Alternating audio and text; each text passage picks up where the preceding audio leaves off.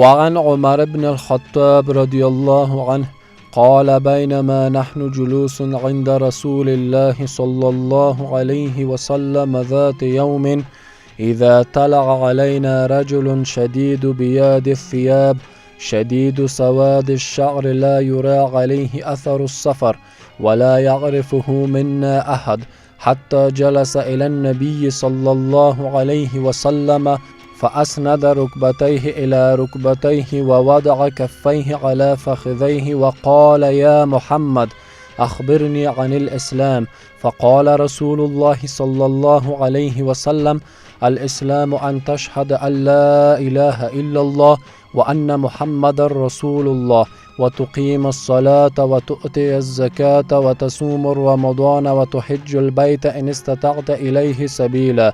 قال صدقت فعجبنا له يسأله ويصدقه. قال فأخبرني عن الإيمان.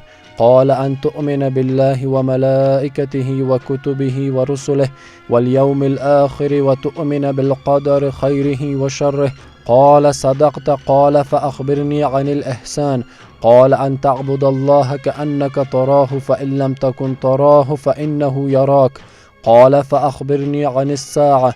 قال ما المسؤول عنها بأعلم من السائل. قال فأخبرني عن أماراتها. قال أن تليد الأمة ربتها وأن ترى الحفاة العراة العالة رعاء الشاء يتطاولون في البنيان. ثم انطلق فلبث مليا ثم قال يا عمر أتدري من السائل؟ قلت الله ورسوله أعلم. قال فإنه جبريل أتاكم يعلمكم أمر دينكم. رواه مسلم.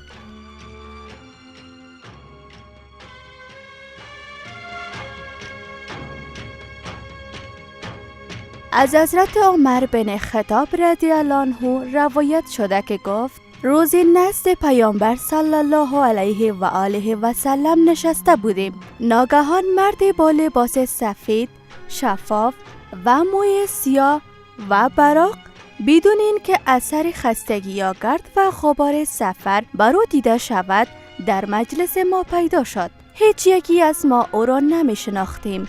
جلو رفت و چنان نزدیک پیامبر صلی الله علیه و آله و سلم نشست که زانوهایش را بر دو زانوی پیامبر صلی الله علیه و آله و سلم تکیه داد و بسیار مؤدبانه هر دو دستش را بر دوران خود نهاده و گفت ای محمد مرا از اسلام آگاه کن.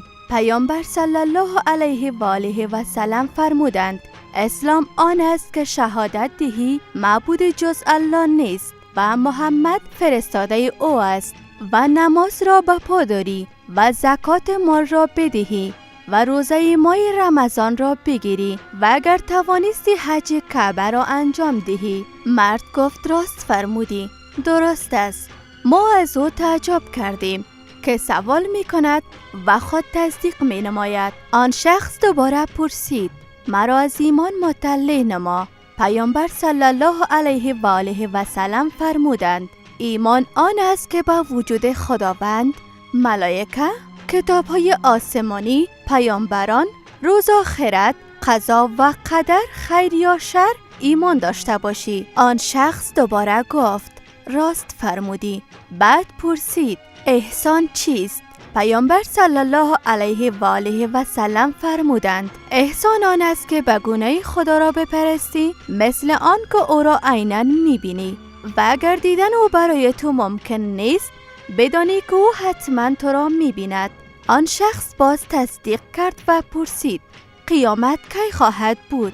پیامبر صلی الله علیه و آله و سلم فرمودند در این مورد من از تو عالم‌تر نیستم. پس گفت نشانه های آن چیست؟ پیامبر صلی الله علیه و آله و سلم فرمودند نشانه های قیامت آن است که زن رئیس و فرمان روای خود را بزاید، یعنی فرزندان بر مادرانشان فرمان روایی کنند. دیگر این که برهنگان، پا برهنه ها، گمنام ها و چوپان ها را می‌بینی که دارای ثروت و مال فراوان می‌شوند و در ساختمان های بزرگ افتخار و تکبر نموده و در تجملات دنیوی افراط می‌کنند. سپس آن شخص برخاست و رفت و من پس از او زمان زیادی در مجلس پیامبر صلی الله علیه و آله و سلم ماندم. پیامبر صلی الله علیه و آله و سلم فرمودند: ای عمر، آیا میدونی او چی کسی بود؟ گفتم خدا و رسول او آگاه ترند. فرمودند: او جبرائیل بود. نزد شما آمد که دینتان را به شما بیاموزد.